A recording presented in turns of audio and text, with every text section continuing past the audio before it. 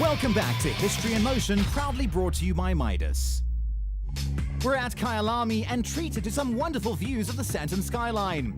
The Sabat Lotus Challenge guys and gals are making any last-minute adjustments to their steeds before they take to the track. The Lotus Challenge brings a large contingent of drivers, with 39 cars expected to take to the track. I started in Anton's car yesterday. Unfortunately, it didn't end so well, and Norman offered his car as a drive today, so I'm exceptionally grateful, and it's the last Class A race in its current format, so it's a real privilege. I'm looking forward to it. To be on pole in Class C feels good again, and the car's handling well. It needs new paint, but it's feeling very good. Out of the pre-race area and onto the track, the stage is set for some great racing. Glenton Rebello and Clippy's Cricker will be the battle up front, with Jeff Gable and Rob Gearing filling up the second row. Lauren Miller in her borrowed Class A car will line up 10th. Andre Duplessis is the quickest of the Class L cars in 23rd. Glenton Rebello takes up his position on the front row. The spectators have a bird's eye position from the roof of the pits.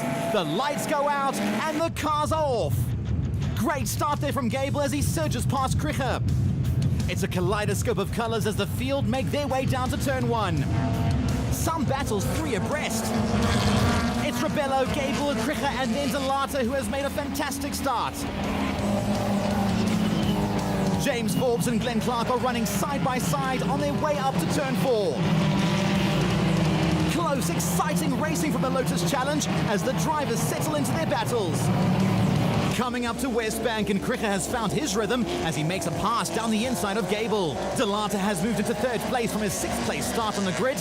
Rob Gearing and Etienne Stradom are in hot pursuit. Sean Hewitt leads the red and white machine of James Forbes as they head around West Bank and down the mine shaft.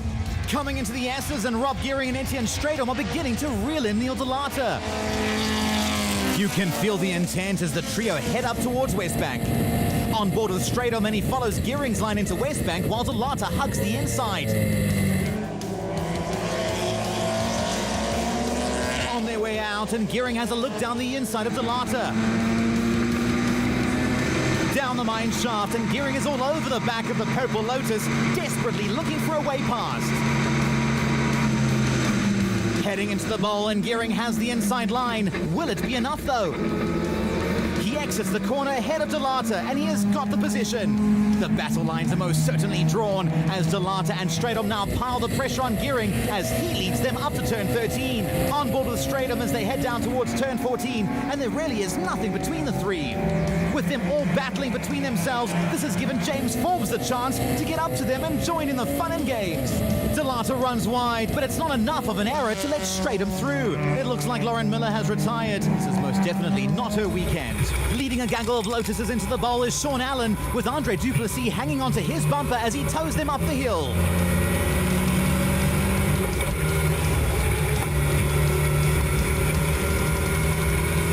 Duplessis, meanwhile, has Jonathan Clamp breathing down his neck as they make their way into the final bend.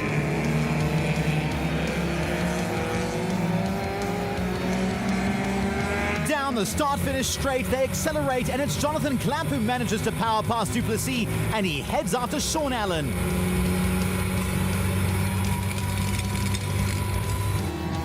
An unfortunate retirement there for Gerrit Smit as he limps his car into the pits. Coming into the S's, and Neil Delata is trying to fend off James Forbes and Marcus Miniholes. His back has let go and he spins round and off the track. That was a very scary moment for Neil Delata there. We have a look at the replay from James Forbes' seat, and you can see that something definitely failed on the car, the way it just let go. Back with the leaders, and Glenton Rebello and Clippy's Cricker are making a great race of it as they battle it out for 1st place. Cricker currently in the lead, but Rebello is pushing hard. Maybe too hard, as not too much later he is pulling into the pits with problems. On board with Andre Duplessis, who is still right behind Sean Allen and looking for a way past. He has found it as he takes the inside line at the bowl and manages to take the position as they head up to turn 13. He powers past the ailing Lotus of Sebastian Bonnier on his way up the hill. Coming round the final bend to take the checkered flag and victory, it's Clippy's Cricker. Jeff Gable would take a distant second.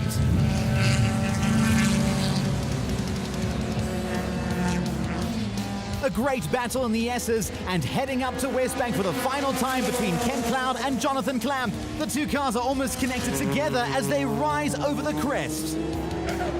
Cloud has the inside line and makes it count as he makes his way out of Westbank and down the mine shaft. Into the final bend, and it's Ken Cloud who edges Clamp out by just under a second.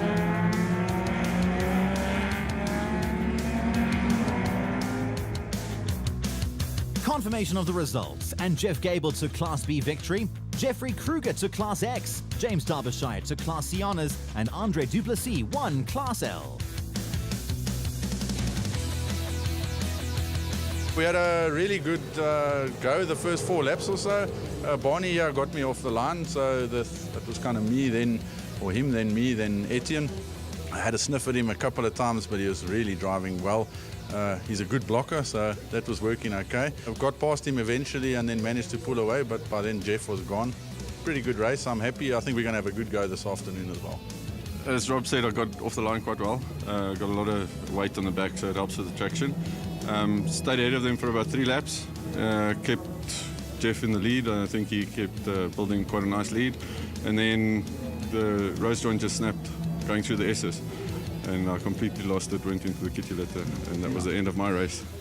Barney ran wide through Sunset, and as we went through the S's and I looked in my rearview mirror, I just saw him reversing through the S's, and I knew that's not the ideal racing line, so I knew there's something big was up. The first 4 laps was epic. I was behind the 2 of them, and we were over each other like white on rice all the time. More of the same in race 2, I would expect, as the field comes under starters' orders, and Gable makes a cracker of a start to move into the lead. How long he fends or Cricker for is another story. On board with Rob Gearing, we see Cricker take first position back from Gable, and James Forbes moves through to third. Gearing is chasing hard, not wanting to let the group in front of him get away. Further back in the field, we can see some great battles forming, and this really is the great thing about the Lotus Challenge. No matter where you are in the field, there's always going to be someone to dice with and test your racing skills against. Mark Butcher, who has made the trip up from Durban for the final round, starting very far back, and he will be hoping to make up a few places before the end of the race. Into the S's, Gearing, Forbes, straight on mini hold. These 4 really are going at it hammer and tongs, pushing themselves and each other to the limit. Up into Westbank they climb, and mini hold slips down the inside of Stratum, and Stratum has to concede the position. Right behind him is Anton Goose.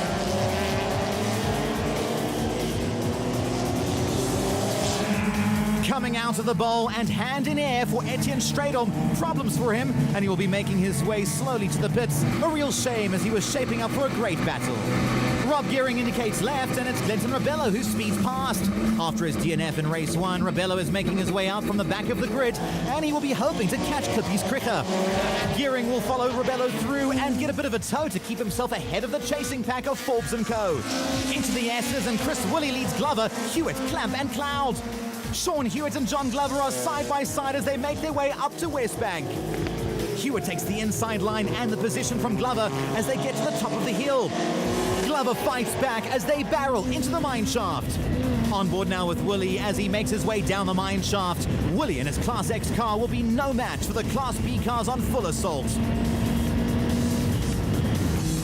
Glover dives down the right-hand side of Hewitt as they come through the bowl. Heading up the hill, Glover moves left and lines up Woolley.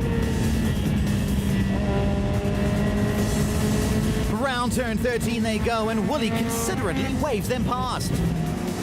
Glover just inches ahead of Hewitt as they make their way onto the start-finish straight.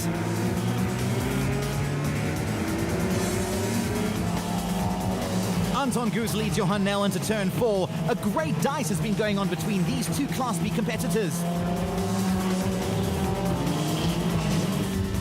Into Sunset and up towards Clubhouse, Goose has the advantage.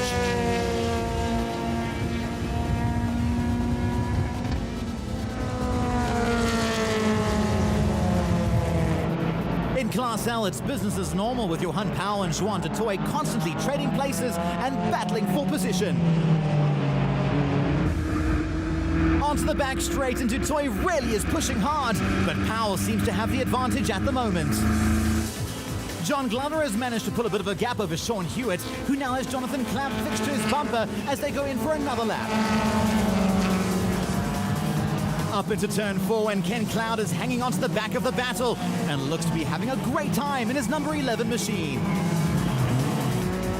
Into turn 14 and Dutoy makes his move on Powell. Side by side they exit, but it's Clippy's Cricker who is going to come over the line to take his second victory of the day and the Class A Championship. Dutoy and Powell will have to fight it out for another lap as they head side by side into turn 1, neither driver willing to give an inch. We catch up with them coming out of the bulb, and it's Powell who leads Dutoy. Dutoy runs wide and takes to the grass in a last-ditch attempt to find a way past Powell. His gamble has paid off as he leads the way up the hill. Into turn 13 and down to the final corner, it is Juan Dutoy ahead of Johan Powell. A great battle between these two Class L drivers. Dutoy takes the checkered flag and 4th place in Class L, but more importantly to him, he finished ahead in his great battle with Johan Powell. Jeff Gable takes a double victory in Class B and the Class B Championship. Andre Duplessis wins the Class L Championship. Sean Allen is the Class C champion, while Rob Mordaunt finishes second but is the top scoring rookie for 2014. A great season's racing from the Sabat Lotus Challenge. It was awesome. Me and John, he was in front for quite a while. And then I got past him, and for about 4 or 5 laps, we were on each other and he was next to each other. And we went to turn 1 and 2 next to each other. And then the second last corner, he overtook me and he took the place. I was just waiting for the right opportunity, just applying a lot of pressure, but an awesome finish to an awesome season. And I think Class L dominating the standings overall. I think there's about 4 or 5 of us in the top 10. So yeah, awesome year for Class L. I was holding some of the faster guys up a bit. They're in a different class, so I just let them on by so they could have their own fight. But it was really good racing. Got up and close personal with John. Got a little bit too hot towards the end of it, so I had to tap off a little bit to get some fresh air over the car. I started last in Class B, suffered with not seeing the lights, and got up behind Chris and managed to get next to him a few times, but the car's got so much power, he just zooms past down the straights. Then he let us through. Then it was a fairly uneventful race, but it was great fun. Sean was all over me for most of the race. Up to date, the best race I've ever had. The most exciting, lots of action. Unfortunately, I had to let a couple of guys pass, but that's just the way it goes. It's been a tough year. Had my ups and downs this year, and looking forward to next year. Looks like we might even have 12 cars in Class C for next year. The joy of being at Kyalami, and I must say I drove my heart out today, and it was stunning to be. I had, in fact, an excellent challenge from Glenton Rubella, and then he went by the wayside with electrical problems in his car.